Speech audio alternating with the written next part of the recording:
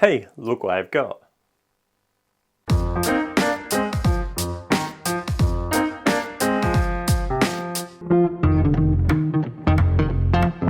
Hey guys, a couple of days ago there was a power cut at work. It lasted around an hour and it reminded me, even though I live in UK where the power cuts barely happen, well, these occur from time to time, and if you don't want to lose your data or corrupt the stuff or files on your Raspberry Pi, you probably want to get a UPS.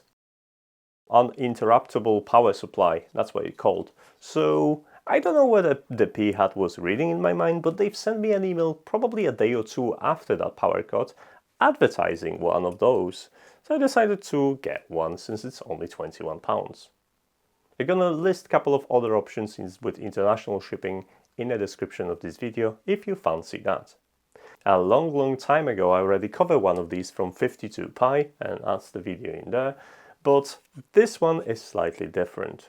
This is a Waveshare UPS hat kit, which is available for Raspberry Pi 4 and Raspberry Pi 3 in the variant B, which means the full-size board. Now what's cool about it and what's so different about this particular model is that apart from the power pins, it also has data pins, which will supply the metrics of how much voltage your Raspberry Pi is getting, what's the current consumption, and what is the percentage of the battery that you have left on your power supply, which in turn will enable you to actually safely shut down your Raspberry Pi without risking corruption of your data. And the best thing is, this hat attaches from the bottom using pogo pins, so you won't have to sacrifice your GPIO headers, the 40-pin header on the Raspberry Pi. The board is powered by 8.4 volts power supply with 2 amps, and it uses two 18650 battery cells, which are rated at 4.2 volts when charged. That voltage is stepped down to 5 volts, so you will be able to use that with your Raspberry Pi, and you have additional USB-A port that you can use to charge an external device or connect a hard drive. As this is a power supply board, it comes with all the protection you need, including the overcurrent and overvoltage protection and reverse polarity protection, just in case you're going to enter the battery all the way around, which could happen with these because they look very similar at both ends. So how long will it keep your device operational when there is no power supply? Well, it depends. It depends on a couple of factors. First, it depends on the batteries that you're going to use. Obviously, those batteries come with different storage capacity. So the bigger the battery, the longer it's going to last. And the second factor is the consumption of the board itself and all the USB accessories attached to it.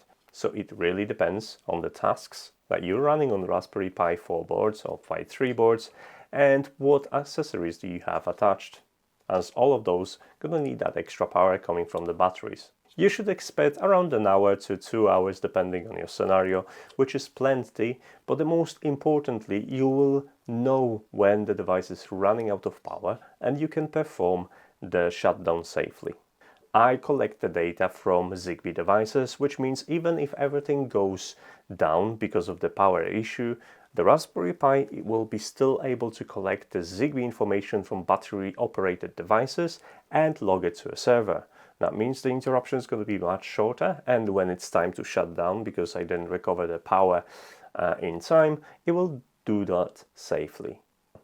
Waveshare has included information on how to get the data line to work and obtain all the information from the battery, but that script doesn't enable shutdown, so you have to code it yourself. And by code it yourself, I mean go to my website and download the code from there, which has this included. By default, I set my code to shut down Raspberry Pi safely at 30%, which is plenty for a safe shutdown, and it doesn't affect the battery as much, because we both know that draining a battery, LiPo battery entirely, it's never a good thing. So if you like what you see and you care for your Raspberry Pi device, then I'll include the link to this hat in the description of this video. It's going to be a couple of links to different websites and the batteries as well, so you could get a bundle. Like I said, do check out my website for additional information about this and the script that you should use to shut down your Raspberry Pi safely. As for now, guys, thanks so much for watching, and if you're interested in any other videos, then you know how it works and how to get your notifications. I do not have a posting schedule, so you better use them. Do follow me on social media, because YouTube likes to filter out the comments, especially the ones with the links, and there's not much I can do about it, so that gives you an incentive to get in touch with me through there. As for now, thanks so much for watching, and I'll see you in the next video. Take care. Bye.